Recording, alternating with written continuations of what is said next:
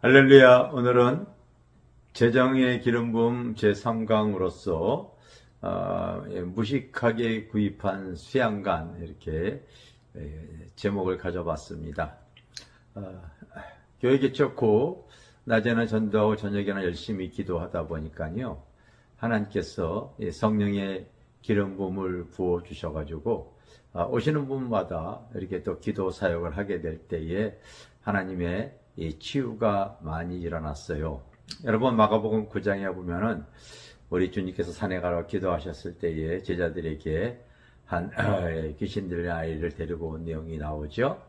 그들에게 치유해달라고 했을 때 제자들이 기도해도 치유가 나타나지 않았잖아요. 그랬을 때 주님이 돌아오셨을 때에 그 어미가 예수님에게 부탁을 하죠.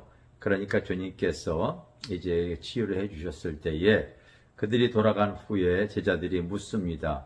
우리에게는 왜 이런 일이 나타나지 않을까요? 했을 때에 마가복음 9장 29절에 기도 외에는 이런 유가 나갈 수 없느니라. 즉 이런 유가 바로 뭐겠습니까? 이런 능력 말하는 거 아니겠어요? 그래서 기도가 참 성령의 이 능력을 나타낼 수 있는 가장 기본이다. 여러분들이 그렇게 생각하셔야 됩니다.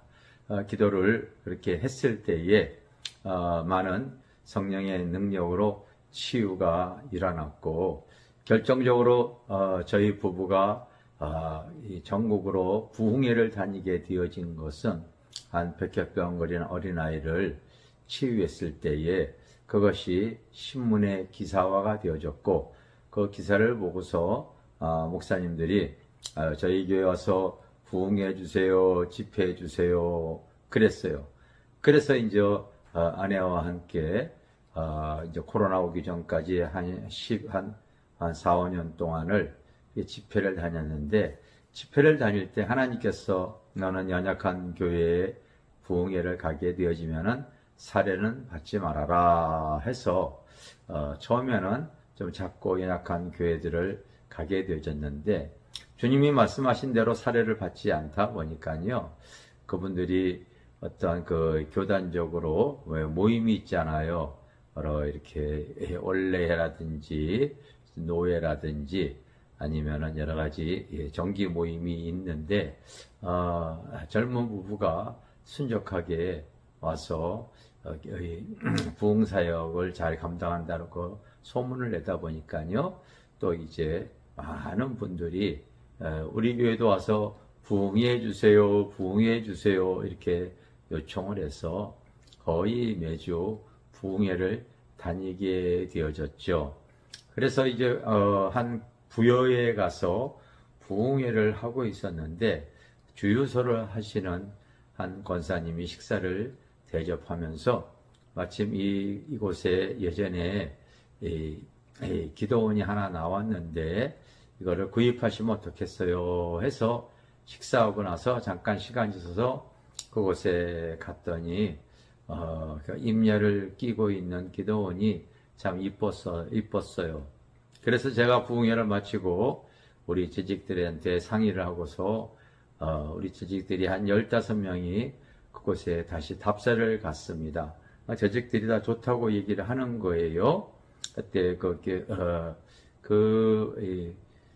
금액이 한 12억 정도가 되어지는 그러한 그 금액이었습니다. 내가 돈이 부족해서 제가 가지고 있던 아파트 한 채를 당시에 이제 팔릴 수 있는 금액으로 그것까지 이렇게 포함해서 거래하기를 제가 원했습니다. 그런데 그곳에서 현금으로 팔아서 달라고 그렇게 이 계약을 보류했기 때문에 계약을 할 수 없었고 무산이 되어졌죠. 그리고 나서 몇 년이 이렇게 흘렀을 때에 우연히 경매 사이트에 내가 살려고 했던 그 부여 기도원이 올라와 있었던 거예요. 그리고 이제 그것이 굉장히 가격이 당시가 감정가가 15억인가 이렇게 되어졌는데, 계속해서 5번인가 6번인가 빠져가지고요. 그 팔려고 했던 금액에 한 70%, 80%가 지금 그렇게 떨어져 있었습니다. 저는 흥분된 마음으로 하나님께 기도했고, 하나님께서 경매에 바로 이틀밖에 안 남았는데 그 경매에 들어가라고 하는 그 마음의 감동을 줬습니다. 지금까지 살아오면서 경매에 대한 경자도 모르고 살아왔던 저에게 그거 어떻게 쓰는 방법도 몰라가지고요. 지금 법원에 갔더니 우리 마포 쪽에도 법원이 있고 강서구 쪽에도 법원이 있어서 그거 가가지고요. 바로 이 경매 입찰하는 거를 배워왔습니다. 그리고 나서 이제 이 입찰에 이렇게 참가하게 되었는데 하나님께서 한 4억 7백 정도로 금액을 적으라고 하는 감동을 이렇게 주셨어요. 그래서 그 금액을 적었고 제가 그 부여 기도원을 얻게 되어졌습니다. 낙찰 받았는데 사실은 많은 분들이 왜 그 기도원이 6번, 7번이 계속 유찰이 되어졌는가 하면은요, 많은 유찰 받을 만한 조건이 있었습니다. 그것은 바로 종교 용지가 되어져 있었고, 또 농지가 1000평이 넘게 있어가지고요, 농지 자격 증명원이 있었기 때문에 도시인들은 살 수가 없었던 건물이었어요. 뿐만이 아니라 거기에 또 공사하다가 공사비를 주지 못했기에 유치권이 이렇게 들어가 있던 부분도 있었고요.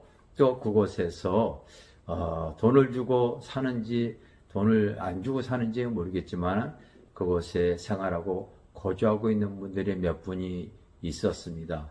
그 몇 가정들이 다 있었어요. 너무나 이 경매에 들어가려고 하는 사람들에게는 바로 이 종교용지이기도 하고 또 농지 자격 증명서도 있어야 하고 유치권도 있어야 그거 풀어야 되고 그곳에 사는 사람들도 내보내야 되는 많은 조건들이 지금 어려운 조건들이 있다 보니까요.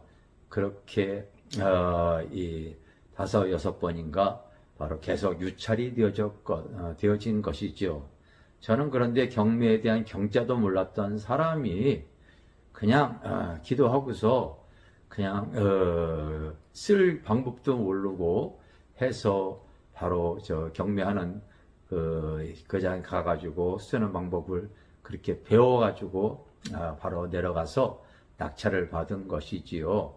알았으면은 제가 아마 들어가지 못했을 거예요. 그런데 희한하게 낙찰을 받고 나가지고요. 그런 모든 부분들이 술술술술 다 풀리는 거 있죠.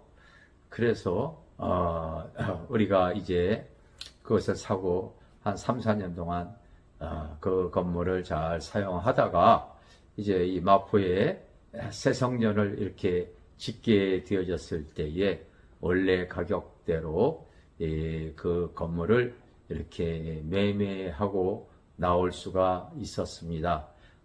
그래서 그 정상적인 가격을 받고 이렇게 나오다 보니까요. 우리가 이 마포에 성전을 지을 때에 빚 없이 지을 수 있게 되어진 것이지요. 그러니까 저는 어떤 상황에 성령님은 진리로 역사하신다. 바로 내가 믿음대로 하나님께 이 의를 구하는 그 삶을 살았을 때에 하나님께서는요 꼭 합력하여 선을 베풀어 주시고 그때부터 무슨 일을 하던 간에 이 어렵지 않도록 역사하시고 제가 그 수양관을 경매를 받았을 때 사실 돈이 좀 부족했었거든요. 그런데 또 어떤 일이 있었냐면요. 그 건물을 이렇게 이제 경매 받고 나서 이제 한 달 안에 그 잔금을 납부를 해야 됩니다. 납부하려고 할 때 제가 이 집을 사택을 이사하는 이사를 하게 되어졌습니다. 그래서 이제 이사를 다 마치고 나가지고 이제 돈을 그 지불을 하려고 바로 그곳에 이렇게 이삿집 사장을 만나러 가는데, 그 이사하는 그 여정 속에서 짐을 다 옮겼는데 인부가 9명이나 왔었거든요. 그 9명이 그렇게 와 가는 가운데 짐을 다 날랐는데, 바로 이 대문 앞에 이 교회 이름이 적혀져 있는 흰 봉투가 떨어져 있었던 겁니다. 그래서 마침 먼저 와 있던 교회 전도사가 그걸 발견하고 이렇게 들어봤더니 거기에 그 현금과 수표가 꽉 들어가 있었어요. 당연히 전도사님은 목사님께서 이제 이사비 드리려고 가져온 걸 여기 흘리셨나 보다 하고서 저에게 이렇게 주었죠. 그래서 엉절거려 제가 교회 이름이 새겨져 있는 그 봉투를 받아서 안주머니를 이렇게 봤더니 안주머니는 내가 이사 비용으로 준비했던 돈이 들어가 있었어요. 있었습니다. 저는 지금도 그 돈이 어디서 생겨났는지 솔직히 말해서 모르겠습니다. 그런데 교회에 마크가 붙어 있는 그것이 틀림없이 하나님께서 바로 이 수양관 때 부족한 돈을 채우라고 주신 돈으로 저는 지금도 믿습니다.